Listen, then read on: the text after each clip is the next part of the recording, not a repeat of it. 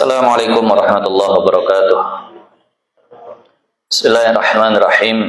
Limardatillahi subhanahu wa ta'ala wa hidayatihi wa inayatihi wa taufiqihi wa ila hadratin nabiyil mustafa Muhammad wa ala alihi wa sahbihi wa ahli baitihi wa durriyatihi wa man tabi'ahu bi ihsanin ila yaumiddin ajma'in. Wali jami'i masyayikhina wali walidina waliman 'allamana waliman ahsana ilaina waliman lahu haqqun 'alaina minal muslimina wal muslimat al ahya'i minhum wal amwat wa biniyatil futuh wal munuh war rusukh wa salahil jasadi war ruh wa biniyati husnil khatimah wa salahil 'aqibah ma'al lutfi wal 'afiyah wali jami'i sadah asy-syafi'iyah wa sufiyah aina makanu min masyariqil ardi ila magharibiha wa aina mahallat arwahuhum bi anna Allah yu'li darajatihim wa yanfa'una bihim wa bi asrarihim wa khususan li muallifi hadhil kutub. Al-Fatihah. A'udzu billahi minasyaitonir rajim. Bismillahirrahmanirrahim. Alhamdulillahi rabbil alamin arrahmanir rahim Malik yaumiddin iyyaka na'budu wa iyyaka nasta'in ihdinas siratal mustaqim siratal ladzina an'amta 'alaihim ghairil maghdubi 'alaihim waladdallin amin. Alhamdulillahi rabbil alamin wassalatu wassalamu ala asyrafil anbiya'i wal mursalin sayyidina wa maulana Muhammadin wa ala alihi wa sahbihi ajma'in. Amma ba'du, rabbi yassir wa la tu'assir, rabbi tamim bi khair. Subhanaka la ilma lana illa ma 'allamtana innaka antal alimul hakim. Rabbi shrah li sadri wa yassir li amri wa hlul 'uqdatam min lisani yafqahu qawli. Qala al muallif rahimahullahu ta'ala wa nafa'ana Allahu bihi wa bi barakati 'ulumihi fid dharain amin. Insyaallah kita akan lanjutkan kajian kitab Minhajul Abidin kita masih seputar awaiq, aqabah awaiq. Yang pertama yaitu dunia, dan ini beberapa permasalahan untuk mengatasi permasalahan dunia itu adalah dengan zuhud. Nah, ini masih lanjutan tentang zuhud. Dan jika engkau kata, itu kan sampai situ. Dan jika engkau kata betapa dapat bahwa jadi dunia di dalam keinginan dan lezatnya yang amat indah, yang amat dituntut akan dia pada segala manusia, dengan ditempati bangkai yang amat luat, yang hancur. Paham tuh maksudnya? Bahasa Melayu aja paham, apa sulit ya dipaham? Artinya, kalau ada orang nanya, kalau kau, mungkin diri kita sendiri nanya, bagaimana mungkin dunia dengan segala kesesuaiannya dengan syahwat? Dunia ini kan sesuai dengan syahwat kita. Duitnya sesuai dengan syahwat kita, makanannya sesuai dengan syahwat kita, pasangannya, perempuan bagi laki-laki, laki-laki bagi perempuan itu sesuai dengan syahwat kita. Nah, dan dengan segala keindahannya, dunia ini udah cocok sama syahwat, indah pula lagi di mata, nah, dan sangat diinginkan oleh manusia. Siapa yang nggak ingin punya Pajero? Siapa tak ingin punya mobil besar? Siapa tak ingin punya kolam renang? Siapa tak ingin bisa berjalan ke sana sini keliling dunia? Itu semua sangat diingini. Itu keadaan dunia yang seperti itu. Bagaimana mungkin bisa di posisi bangkai dan kotoran? Kan yang lalu gitu, bahwa dunia ini itu ibarat bangkai, dunia ini itu ibarat kotoran, dunia ini ibarat sesuatu yang menjijikkan. Ada orang nanya, cemana bisa gitu dengan segala keindahannya dan dengan segala kenikmatannya? Kayak mana bisa memposisikan dunia menjadi bangkai? Nah, lanjutannya, dan kejadiannya orang itu seperti kejadian kami. Apa maksudnya? apa bahasa kita ya? Ya, diri orang itu sama kayak kami gitu. Ini Pak Dullah sama kayak saya. Bukan dia tak punya syahwat, dia punya syahwat juga. Bukan dia tak punya mata yang bisa melihat yang indah, punya mata juga. Bukan dia tak punya lidah yang bisa merasakan makanan enak, punya juga. Jadi kan manusia itu sama semua kayak kami gitu. Nah itu maksud, dan kejadiannya orang itu seperti kejadian kami. Diri manusia itu sama kayak diri kami. Ada lidahnya pingin makan enak, ada matanya pingin ngelihat perempuan yang cantik, ada telinganya pingin dengar yang enak. Nah, itu gimana mau memposisikan dunia menjadi bangkai, menjadi kotoran, menjadi perkara yang menjijikkan? Ini bahaya kan? Dan tabiatnya seperti tabiat kami, sama, sifatnya juga sama kayak kami. Ada nafsunya kan gitu. Itu gimana tuh? Betul juga ya kalau ditanya orang gitu. Nah, kalau kita lah cerita dunia ini bangkai ini, dunia ini kotor. Kemana aku bilang bangkai? Cantiknya begini dunia, kok macam tak punya mata, samanya mata kita. Kan orang bertanya begitu.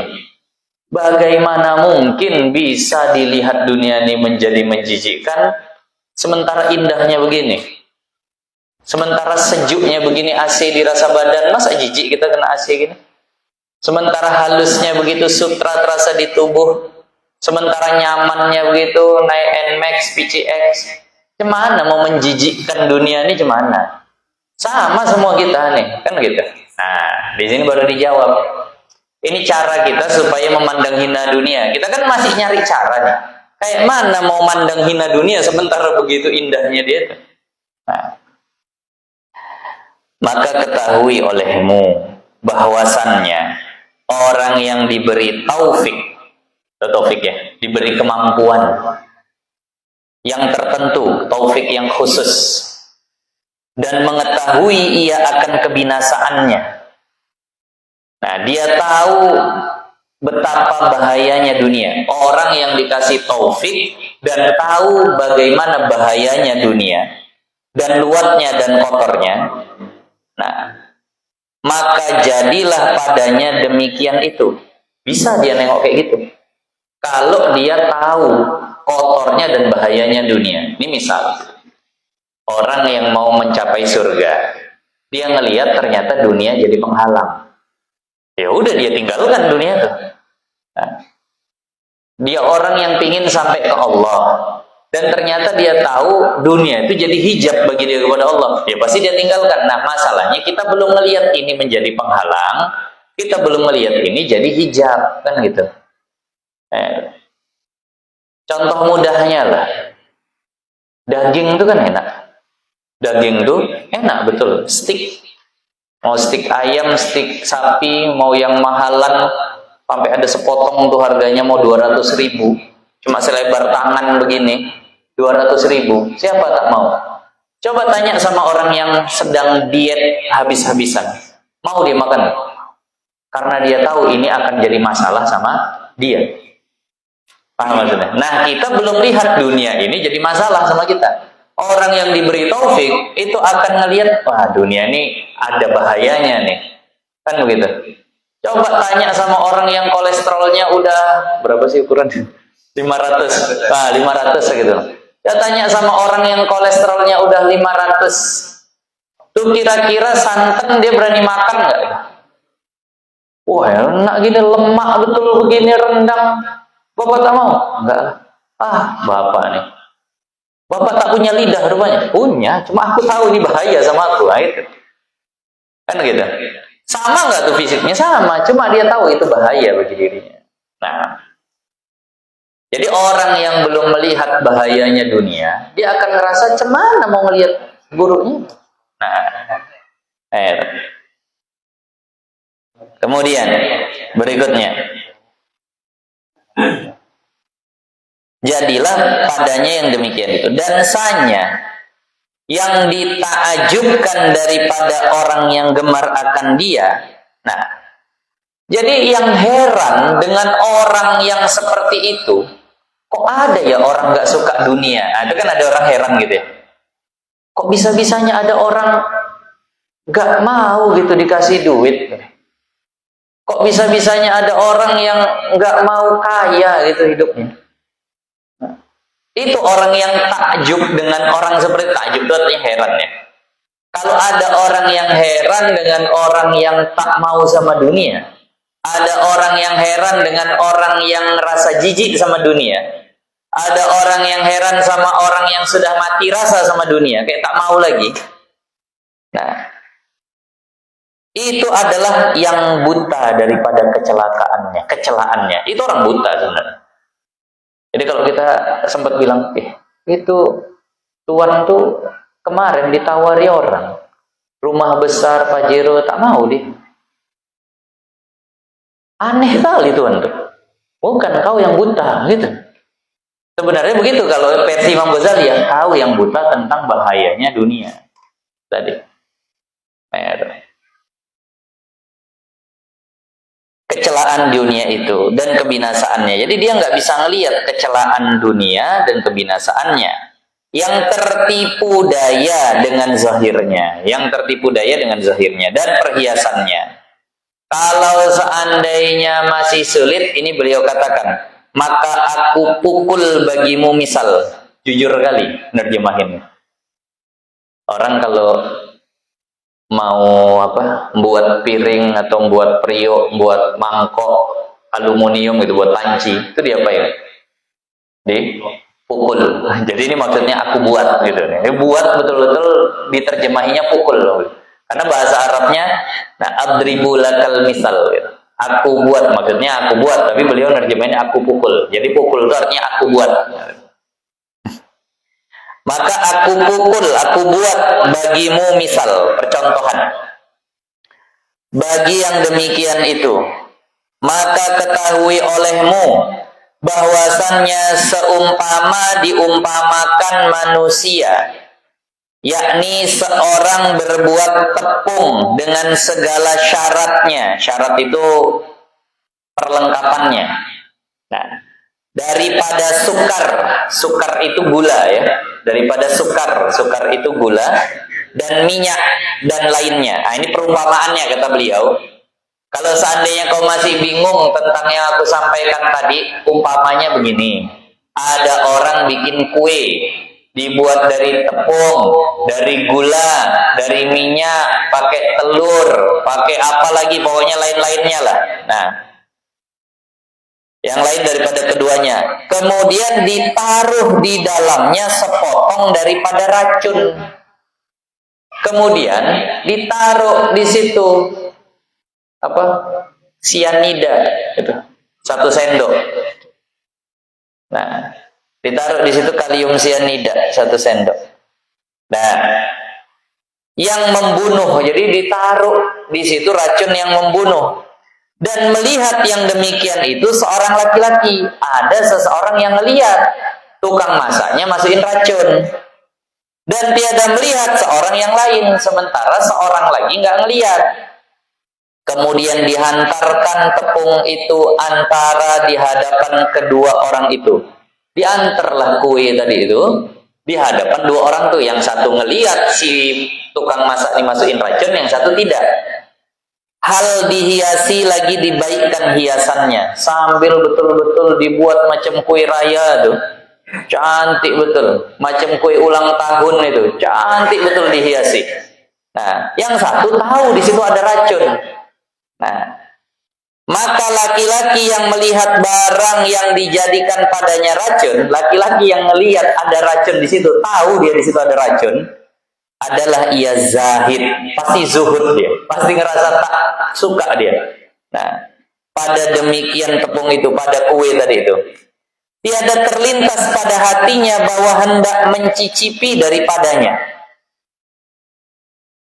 Kira-kira tuh kalau kita lah di posisi orang tadi itu, tahu di situ ada racunnya, secantik apapun kue ulang tahun itu, kue tar itu, ada keinginan kita makan? Ada. Dibayar pun kita tak mau. Makanlah Pak, saya kasih Bapak. Oh, enggak mau aku, kenapa? Bahaya dari makan. Nah, ini umpamanya nih. Nah, dengan satu kelakuan sekali-kali, artinya sama sekali tak akan mau dia, nyoba dikit pun nggak mau dia. Kenapa? Racun isinya. Nah, dan adalah padanya yang demikian itu seperti menempati api. Itu macam api itu udah. Siapa mau nyoba api? Tak ada. Betapa terlebih lagi, bahkan lebih lagi daripada api. Tak mau dia, dibayar pun tak mau. Kenapa? Ada racunnya. Karena menempati barang yang ada diketahuinya, karena dia tahu di situ ada bahayanya daripada kebinasaannya. Maka tiadalah tertipu daya ia dengan zahir hiasannya. Nggak akan tertipu dia. Mau dibuat kayak apapun indahnya kue itu tak akan mau dia makan. Nah, dan adapun laki-laki yang satu lagi yang tiada melihat akan barang yang ditaruh racun di dalamnya, satu lagi yang nggak melihat racun, disuguhi begitu makanan, nah, tertipu daya ia dengan zahirnya. Tengoknya, wah enak betul nih. Apa Black Forest. Nah, coklat begitu, ada serinya lagi, krimnya lagi. Wah enak betul nih. Pasti tertipu nih. Nah, yang diperhiaskan dia. Nah, dan lobalah ia atasnya. Apa loba itu? Tamak ya. Sangat ingin. Sangat ingin pasti dia untuk memakannya. Dan tiada sabar daripadanya. Udah gak sabar lagi, dia ingin makan aja. Orang cantik kali pula itu. Dan mengambil duduk takjubkan daripada tolannya yang zahid. Justru dia akan heran sama kawan yang satu, kok nggak mau gitu. Kok nggak mau ini? Enggak lah. Kenapa? Bahaya, beracun. Mana ada racun begini? Aneh kali gue tak mau begitu. Gitulah orang yang zuhud sama orang yang cinta dunia. Kita yang cinta dunia nih aneh nih orang zuhud. Kalau bahasa kita bodoh kali. Tak mau dikasih duit banyak gitu. Dia nggak tahu aku malas berurusan sama duit, kotor nanti hatiku. Nanti asik ngitungi duit aja tak terhitung zikirku lagi. Mending aku megang tasbih daripada megang duit. Gantilah mobilmu tuh, mobilmu udah buruk kali ini, ada orang mau ngasih pajero enggak. Ini mobil buruk gini, kalau ada orang minjam tak berat hatiku minjam kan? Pakai ya nah. Pak pinjam mobil nah bawa ke sana. Nah, cuma kalau mogok dorong, enak aja tuh ngelepasnya. Nanti kalau ganti pajero takutnya Pak minjam, mahal nih mobil ini. Udahlah tak mau. Ya kan begitu kita. Waktu kereta Supra X, nah, kunci tergantung di situ nggak peduli kita. Begitu ganti jadi PCX, Masya Allah. Payah ini kan jadi ini orang-orang yang paham bahwa ini adalah bentuk gangguan dunia ini tak mau kan gitu. Orang yang nggak paham tak mau, duit banyak apa bisa berganti ini, tak mau. Enggak. Jadi justru maka yang nggak tahu di situ ada racun, dia heran sama kawannya, kok tak mau kok makannya gitu. Nah, ya Allah, indah betul perumpamaan dibuat Imam Ghazali. Dan terkadang dikurangkan akal akan dia. Bahkan terkadang dibilangnya bodoh kawannya tadi. Dikurangkan akal. Tak bodoh ini makan begini tak mau. Cuman lagi mau, orang nampaknya orang ngasih racun di situ. Nah, pada yang demikian itu, maka inilah umpama zuhud pada yang haram. Perhatikan, yang lalu kan ada zuhud yang untuk perkara yang haram itu wajib. Untuk perkara yang tidak haram itu hukum zuhud sunnah. Masih ingat ya? Kaji yang lalu itu 2 minggu yang lalu. Terkadang hilang tuh. Jadi yang lalu kan kita bahas apa hukum zuhud. Untuk perkara yang haram, zuhud itu wajib. Untuk perkara yang tidak sampai haram, mubah ataupun yang makruh itu sunnah. Kalaulah perumpamaannya racun, nah maka itu hukumnya adalah haram. Berarti salah contoh saya tadi, bukan mobil lah, karena mobil nggak haram. Misalnya kayak uang korupsi, misalnya seperti uang judi, gitu. Kawannya korupsi, salah contoh saya tadi. Nanti itu untuk yang mubah. Nah, ada orang dikasih dana, nah memang udah biasa lah di situ. Ambil nih jatah masing-masing. Tadi kita cair dana 100 juta untuk satu sekolah, tapi kita kasih 60 juta, kita udah sepakat nih 40 juta kasih. Kau mau enggak? Kenapa? Payah nanti. Bodoh kali kalau kasih duit tinggal nerima aja tak mau. Aman ya? Kan dibodoh-bodohkan orang itu benar. Padahal dia tahu di situ ada racun. Nah, ini namanya zuhud yang wajib. Kenapa? Karena ini perkara yang haram. Nah, ini perkara yang haram. Nah, ini adalah umpama zuhud pada yang haram dunia. Serta orang yang mempunyai mata hati mustaqim halnya, dan serta orang yang jahil yang gemar akan dunia yang haram. Perumpamaannya, ini untuk dunia yang haram. Orang yang zuhud tadi orang yang memang nggak mau melakukan haram, orang yang satu lagi jahil, tetap mau bikin yang haram. Dia pikir uang korupsi itu rezeki. Nah, dia pikir bisa korupsi itu satu prestasi karena dia pinter, bisa jabat, wajarlah aku korupsi. Nah, ini mohon maaf, kalau yang memang mau naik jadi caleg tujuannya supaya bisa balik modal, nah itulah macamnya itu seperti ini. Itulah udah macam orang yang jahil terhadap yang haram. Racun tapi tetap dia makan. Nah, dan adapun dunia yang halalnya, nah kalau untuk yang halal itu gimana? Dan jika tiada melihat ia ditaruh di dalamnya racun, itu bukan seperti orang yang melihat racun ditaruh situ. Dan tetapi melihat ia ludah padanya dan dahakkan di dalamnya. Ludah, dahak, itu membunuh nggak tuh? Enggak. Tapi kalau seandainya ada orang bikin kue, nah diludahin, dikasih dahak, mohon maaf, dikasih ingus, terus itu diadon. Yang makan nggak mati memang. Yang makan tidak mati. Tapi kita yang nengok masih mau? Nggak mau. Loh, tapi nggak mati. Jijik. Ah, ini untuk dunia yang halal itu macam beginilah perumpamaannya. Nah, sama juga lah macam cari calon istri.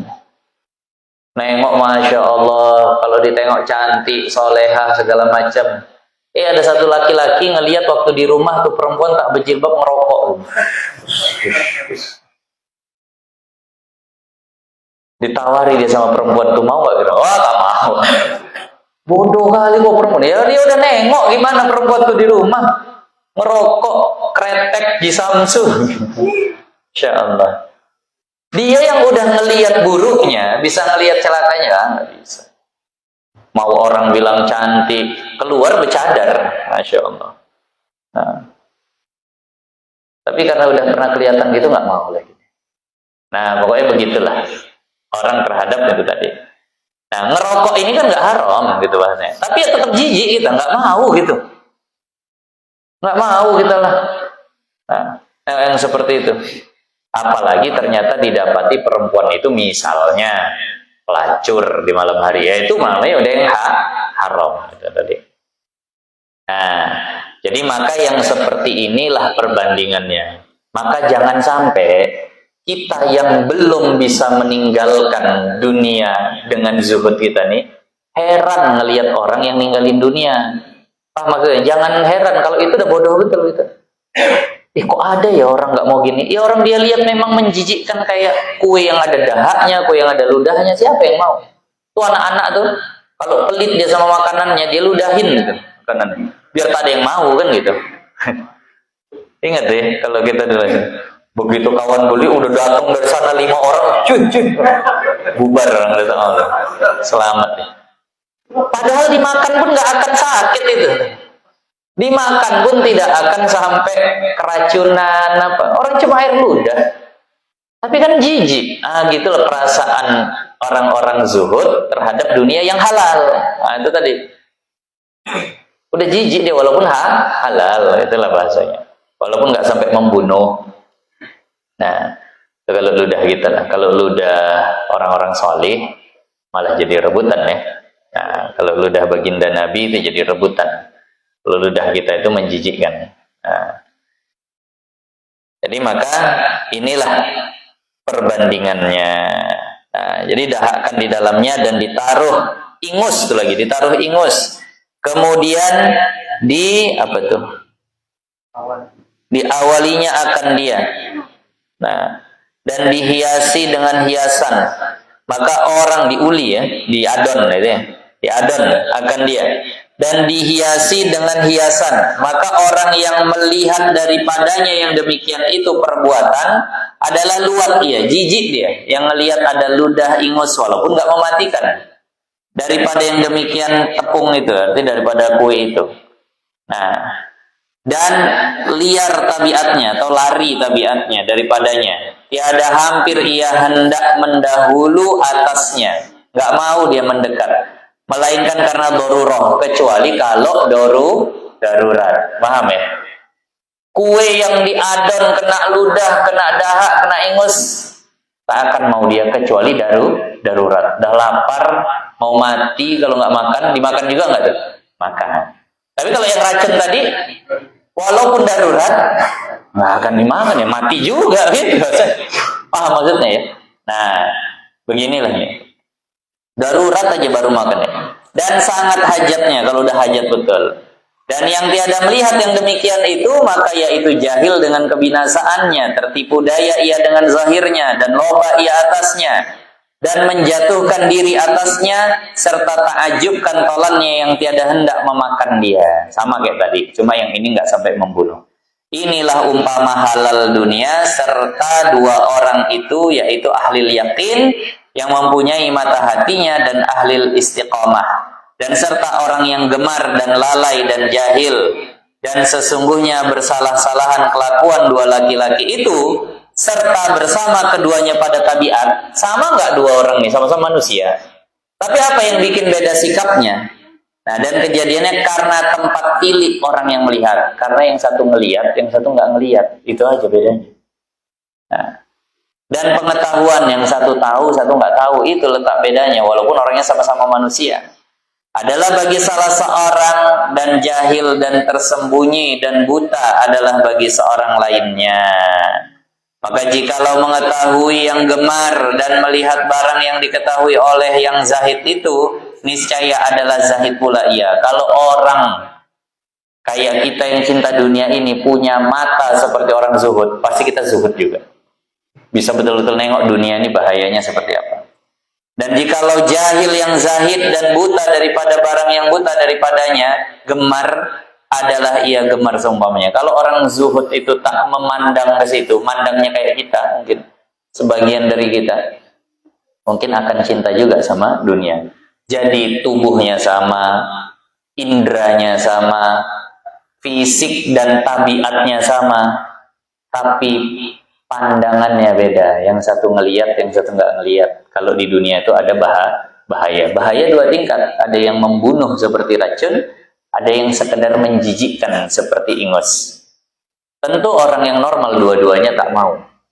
Nah, gitu. Akan datang nanti, maka engkau ketahui.